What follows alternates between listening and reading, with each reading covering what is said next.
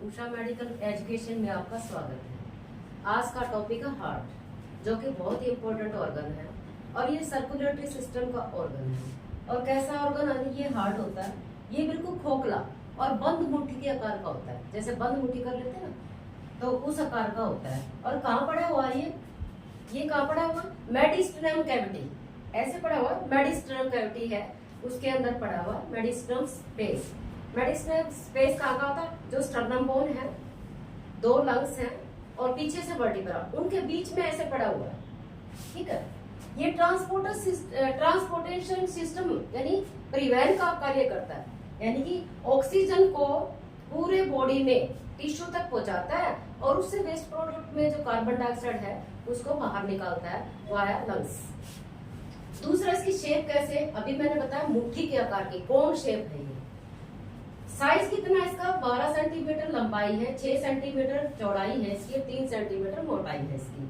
Layer कितनी है? Pericardium, myocardium और एंडोकार्डियम, 3 लेयर है। पेरिकार्डियम लेयर ऊपरी लेयर होती है, आउटर लेयर होती है, जो दो डबल फोल्ड लेयर से बनी होती है, जिसके अंदर फ्लूइड होता है, रगड़ से बचाती है। Myo means muscular layer. Myocardium layer है जो कॉन्ट्रैक्शन और रिट्रैक्शन में हेल्प करती है। एंडोकार्डियम अंदर की लेयर है, बड़ी डेलिकेट होती है, जो हमारा इसमें दबाव होता है उसको ये कम करती है, घर्षण दबाव है उसको कम करती है। चैम्बर 4 होते हैं, जैसे right atrium, left atrium, 2 right ventricle, left ventricle, 4 chamber होते हैं हमारे। और वाल होती है ट्राइकस्पिड, बाइकस्पिड, पल्मोनरी और आयोटिक। कैसे होती है? ट्राइकस्पिड ये होती है, ये वाल होती है, बाइकस्पिड ये होती है, और जो ये हमारा आयोटा होता है ये आर्टिक वाल होगी और ये पल्मोनरी वाल, आर्टरी की वाल होगी हमारी। तो यदि हम इन दोनों को करें तो ऐसे सेमिलुनार वाल भी बोलते हैं इसको, अर्ध चंद्राकार, आधा चांद होता है जैसे। अब है मसल स्पेशल मसल्स होते हैं, कार्डियक मसल, जो कॉन्टैक्ट और रिलैक्सेशन या रिटेक्शन अच्छी तरह से करते हैं, जो इनवॉलंटरी अनैच्छिक होते हैं, अपने आप ऑटोनॉमिक नर्वस सिस्टम से चलते हैं। सरफेस कितने? डायफ्रामेटिक, डायफ्राम हमारा ये डोम शेप डायफ्राम होता है हमारा, और पल्मोनरी और इंटरकोस्टल। इंटरकोस्टल क्या है? जो हमारी 12 जोड़े रिब्स होते हैं, इनके बीच के स्पेस को हम इंटरकोस्टल स्पेस कहते हैं। वेट कितना? मेल में 300 ग्राम होता है, फीमेल में 250 ग्राम वेट होता है इसका। और पार्ट कितने? अपेक्स और बेस। वैसे तो बेस नीचे को कहते हैं, लेकिन यहाँ अपेक्स नीचे है इसका, बेस ऊपर की तरफ है। फंक्शन क्या है इसके? कॉन्ट्रैक्शन और रिलैक्सेशन। कॉन्ट्रैक्शन कौन करेगा? हमारी मायोकार्डियम लेयर करेगी, और रिटेक्शन। और ब्लड प्रेशर किसको कहते हैं? ब्लड प्रेशर क्या है?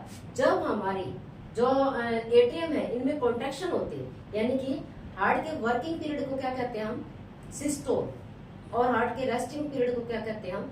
डायस्टोल। कोई कहता है क्या हमारा हार्ट रेस्ट करता है? यस, हमारा हार्ट रेस्ट करता है। डायस्टोल को हम क्या कहते हैं? डायस्टोल हमारा रेस्टिंग पीरियड है। अब ये हमारा हार्ट होता है। हार्ट में जैसे ऐसा हमने हार्ट बना लिया, इसमें राइट एट्रियम, राइट वेंट्रिकल, ये राइट साइड का जो हार्ट हमारा इम्प्योर ब्लड होता है, इसको राइट हार्ट भी बोल सकते हैं हम। और लेफ्ट एट्रियम और लेफ्ट वेंट्रिकल, इनमें हमारा प्योर ब्लड होता है, इसको हम लेफ्ट हार्ट भी बोल सकते हैं। यहाँ सुपीरियर वेना केवा, नीचे से इंफीरियर वेना केवा, 2 बड़ी वेन होती है। सुपीरियर वेना केवा गर्दन से ऊपर का जितना हिस्सा ब्रेन या हैंड है, इससे इम्प्योर ब्लड लाती है, और रेस्ट ऑफ बॉडी जितनी बॉडी का ब्लड है impure blood inferior vena cava के द्वारा हार्ट के राइट एट्रियम में एक ही समय में डाल दिया जाता है। इधर से जो लंग्स होती है, पल्मोनरी आर्टरी उठती है, ऐसे 2 लंग्स में भी बाधित होती है। लंग्स का क्या कार्य है? जो इम्प्योर ब्लड राइट वेंट्रिकल्स लेके जाएगी तो ये लंग्स प्यूरिफाई करके यहाँ से, और दो सेट इधर से, 2 इधर से, पल्मोनरी वेन के एक ही समय में, जैसे सुपीरियर वेना केवा और इंफीरियर वेना केवा ने यहाँ ब्लड डाला, तो एक ही समय में पल्मोनरी वेन के सेट, 2 सेट, एक ऊपर से, एक राइट से, एक लेफ्ट से, प्योर ब्लड को इसमें हार्ट के लेफ्ट एट्रियम में डालते हैं। अब जब ये चीजें हमारी फिल हो जाती है, तो यहाँ पे जो एट्रियम है कैसे कांटेक्ट होंगे? ये ऐसे नोड होते हैं, ये हमारी नेचुरल पेसमेकर होती है, नेचुरल। इससे क्या होगा? वाइब्रेशन, जो तरंगे पूरी इसमें हार्ट में फैल जाएंगी। जब ये तरंगे फैलती हैं तो हमारा ऊपर से जो एट्रियम सिकुड़ेंगे, सिकुड़ते इधर से तरंगे फैलती है, तो हमारी ये दोनों ट्राइकस्पिड और बाइकस्पिड दोनों वाले एक ही टाइम में, जैसे एक ही टाइम में सुपीरियर वेना की और इंफीरियर वेना के वाला ब्लड भरा था, इधर पल्मोनरी में भरा था, तो ये हमारा 0.1 सेकंड का टाइम होता है। अब यहाँ पे इनके प्रेशर के कारण हमारे ट्राइकस्पिड और बाइकस्पिड वाल्व भर जाते हैं, मतलब खुल जाती है। इनके खुलते दोनों हमारे वेंट्रिकल्स भर जाते हैं, जो कि 70% पैसिव ब्लड फिलिंग होती है, यानी अपने आप ही ब्लड फिलिंग होती है। तो उसको हम क्या कहेंगे, डायस्टोल। क्या बोलेंगे उसको, डायस्टोल। डायस्टोल कितना है, 0.4 सेकंड। अब यहाँ तक जब ब्लड फिर अपने आप ही भर गया, रेस्टिंग पीरियड यानी कि ना तो कॉन्ट्रैक्शन हुई, अब यहाँ पे जब भर जाता है तो क्या होता है, एवी नोड्स बंडल ऑफ इस तक जाके और वापसी रिटर्न करती है, तो यहाँ पे हार्ट की कॉन्ट्रैक्शन फिर होती है। जैसे ऊपर एट्रियम की कॉन्ट्रैक्शन हुई थी, तो यहाँ वेंट्रिकल की कॉन्ट्रैक्शन होगी।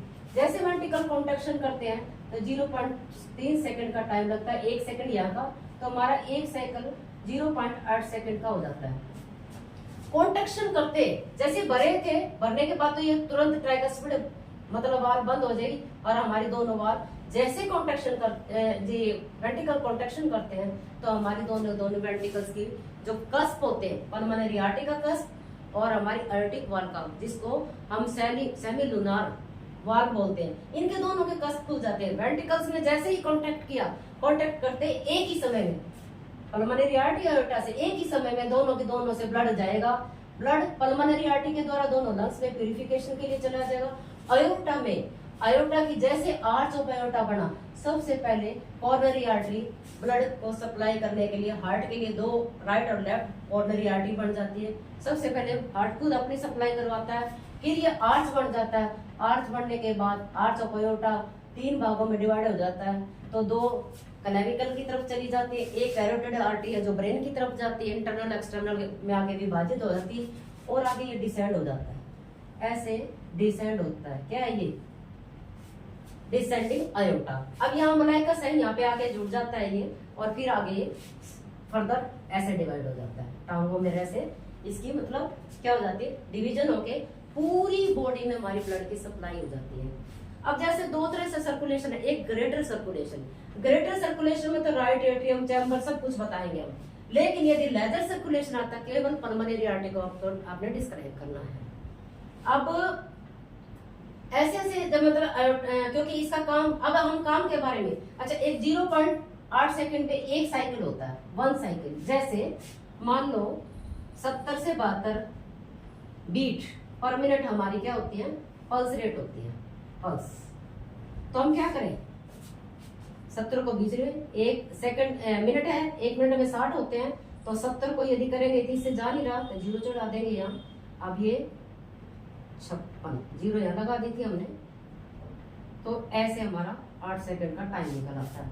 ये हमारा एक साइकिल होता है, 0.8 सेकंड में एक हार्ट का साइकिल हो जाता है।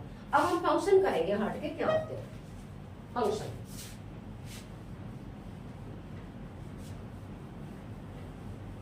जैसे कि हार्ट का काम है कॉन्ट्रैक्शन और रिट्रैक्शन, रिलैक्सेशन, तो क्या होगा उसमें, हार्ट जैसे ही मतलब कॉन्ट्रैक्शन और रिलैक्सेशन करता है, तो सबसे पहला काम क्या करता है, पूरी बॉडी में एक तो ब्लड सप्लाई करता है।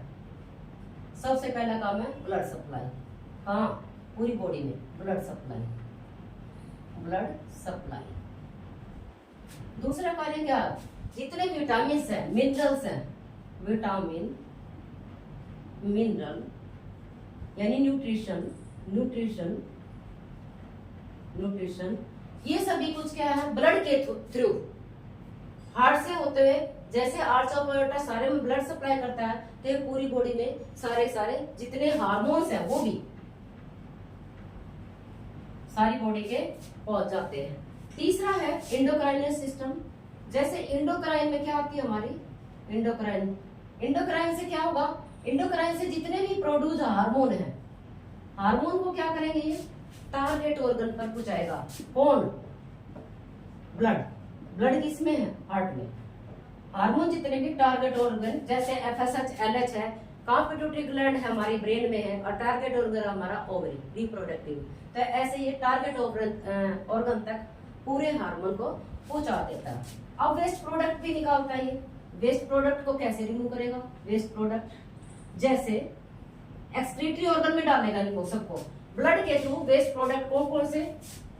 ब्लड यूरिया, यूरिक एसिड और जो भी टॉक्सिसिटी है उनको ब्लड के द्वारा जितने भी एक्सक्रीटरी ऑर्गन, चाहे स्वेट ग्लैंड है, चाहे हमारे एक्सक्रीटरी ऑर्गन है, चाहे हमारे इंटेस्टाइनल है, तो उनके द्वारा क्या करता है? ये बाहर निकाल देता है।